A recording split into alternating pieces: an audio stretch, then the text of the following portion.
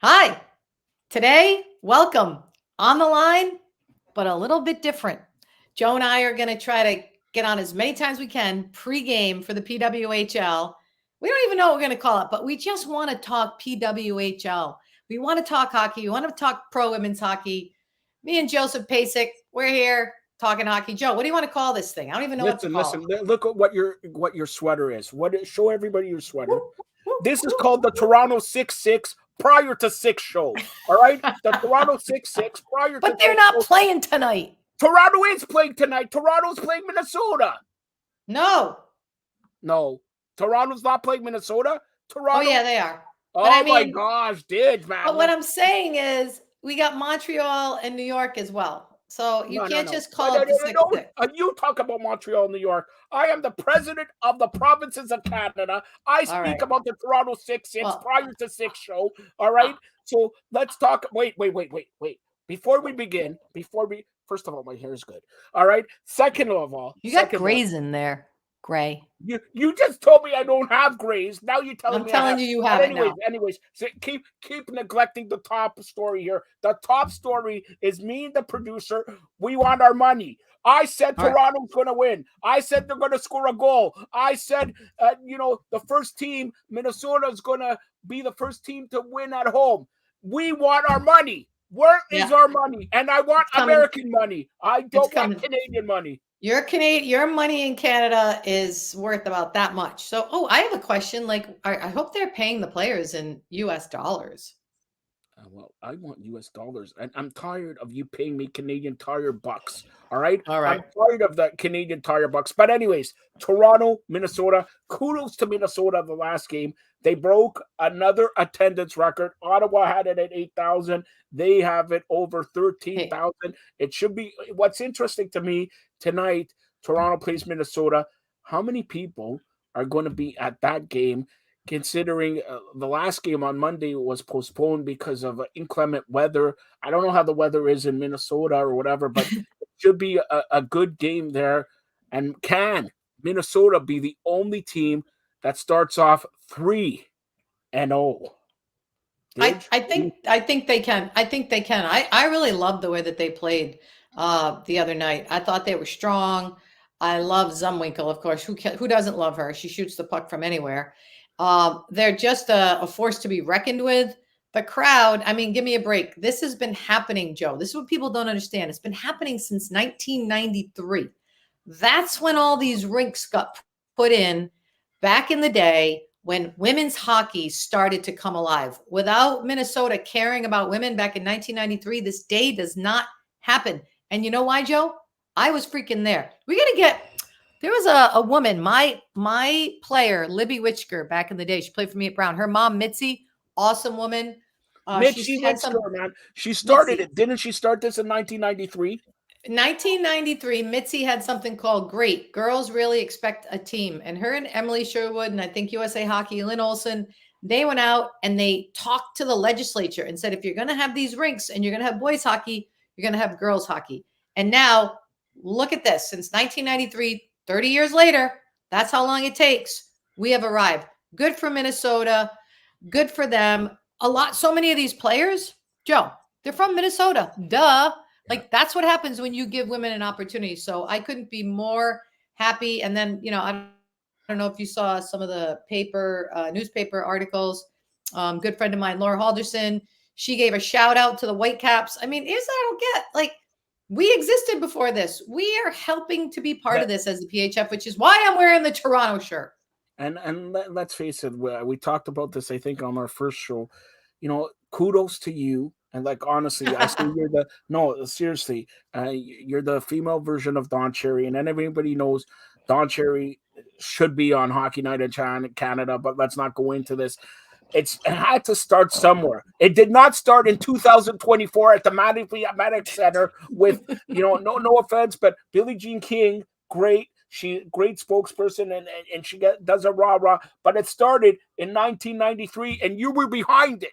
This is why we're on the line here. We're on the line show. Everybody's watching this. Everybody tunes in to listen. Well, forget about you, but to listen to the president. Listen to you. Of course, Joe. All right, but no, seriously, they talk about tradition. Hockey night in Canada. The tradition continues. You hear it on CBC. The tradition continues. Well, what about the tradition of ladies hockey? Where, if you want to start off a league, and you said, like you said, 31 years ago, go the history of hockey, women's hockey. Every Right. show they do a 3-minute clip. The women, and this time 1993 here, Right. 1994 here, 1990, because it did not start in 2024 at the Manitowoc Athletic Center. I got news for Sarah Nurse. All right, that's the truth. I got. She's great for Revlon commercials. Great. I don't care if I'm picking on anybody. Come join the show if you want to say something. When you started, you wanted to be a hockey player. How did you start? Did you watch Wayne Gretzky? No, because Wayne Gretzky was done when she was starting out. All right. How did you want to be a female hockey Haley player? Wickenheiser. Haley Exactly. Wickenheiser, Cami Granato, the 1998 Olympic team, all those guys, Joe. So let's turn to the game. Hold Let's on, turn bitch. to the I gotta game. say No, one no, other you're thing. ranting. You're ranting. No, You're I ranting. don't Go care, ahead. Rant. I got 4 minutes left. All right. So put me in the penalty box. Look, ranting. Look, you talk about Cornell. You talk, and your alumni. You went also to coach where in Japan, correct? China. China. All right. You ever would have thought? No, and I'm being serious here. In what year was that? 2017. Okay, so we're talking about 7 years ago. Coaching in China, hockey in China. All right. Yeah. Think of the NHL wants to, and I'm not comparing PWHL and the NHL, but you want to grow the global brand. We're global. The NHL's global. Well, PWHL was global 7 years ago. Did anybody talk about it? Here, you're looking at the coach in China. Now, let me ask you a question. I know I'm ranting, but look, let me ask you a question. You coached Americans, you coached Canadians. Now, what was it like? Because I don't know if they could skate in China. No offense, but what was it like to take from the grassroots, teaching how to tie up skates, and then getting No, them? it wasn't that bad. It wasn't that Okay, bad. but They had a team American? that the thing, Joe, I don't want to spend too much time on this, but they had a team. They needed to be organized, they needed to be better. And we actually did that. We set the model, we delivered, and there were several of PHF players on the team. We played in the CWHL. We brought in a lot of money for the CWHL with the Chinese money. We had a vision to grow the game back then. And if you look at China right now, they're on the verge of being in the top level. So it took them a few short years to get good. They did have a foundation. They just needed to be shown the way. And the second you give them the plan, they're off to the races. So yeah, and you look at someone like Leah Lum, who played for the Chinese national team. She will be playing tonight for Montreal. There are players that played for China, played for Team China, and now they're in our league. So I think that you're right. It is a global game. We were saying it back in 2011. Digit Murphy had a saying at the mentor coaching seminar. I used to say, it's a global game. Think big. It's a global game. Think big. And Mel Davidson will remember this. And so will Danielle Sauvageau. I was running around branding our game back in 2011 because it is a big game. It is an awesome game. Everyone that I talk to, when they have hockey or whatever other sport, they always choose hockey. So I have some information. Elaine Chuley is going to get the start tonight. It's all I believe she will get the start. I can't wait to see her on the ice against New York and Emma Woods. That'll be fun. Woodsy probably has her number. I hope Choo Choo Train can stop it. And I just look at a good game. Lastly, I want to say that Montreal is better for the women that they have coaching. Sauvageau's the GM. She's tough to beat with Corey Chevry out there as the coach. They're going to be tough to beat. They're formidable. I do believe though, Minnesota, watching them, they've been my favorite going forward. All right, I know this is your show, but I gotta say one thing. I wanted to say this for 3 days, three shows already. How do you start a women's professional league and the pioneer of women professional hockey, the Don Cherry of female hockey, is not even given a call? on this new. You know, No. Let me finish. All right. Not even given a call.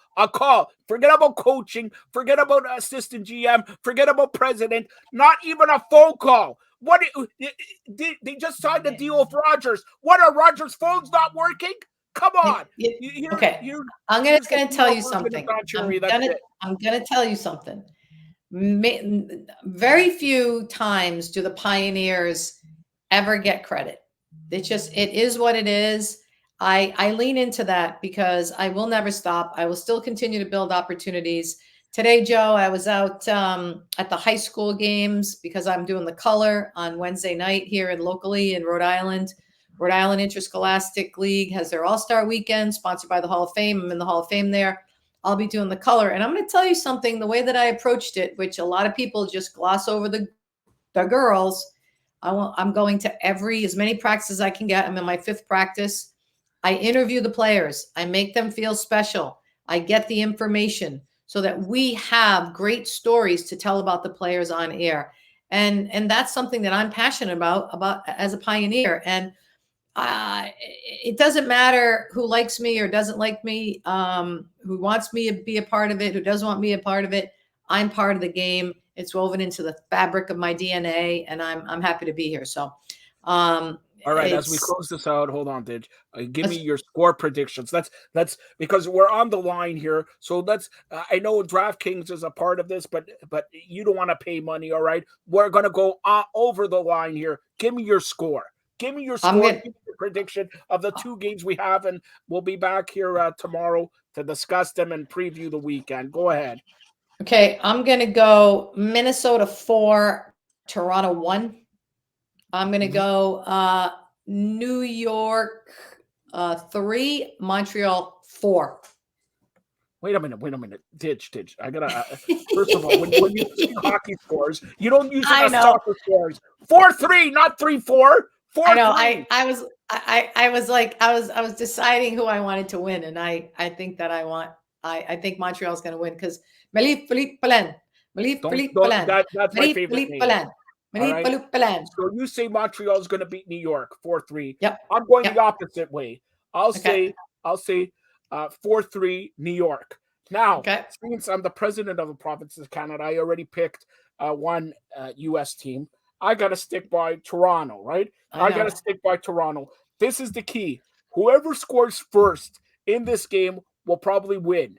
So I'm going to go with Toronto. Another hard-fought victory, 3-2, and maybe in overtime.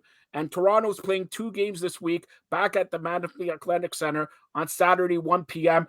By the way, here in Toronto, Friday night, Saturday, a major snowstorm. So that match may be canceled. Just something to look out for because we're expecting a heavy snowstorm Friday night, Saturday. Again, that game Saturday at Manitoulin Athletic Center is at 1 p.m. So it's not at 7. It's 1 p.m. So that game, because they already canceled Monday's game, so that game may be canceled. But we'll be back later on this week.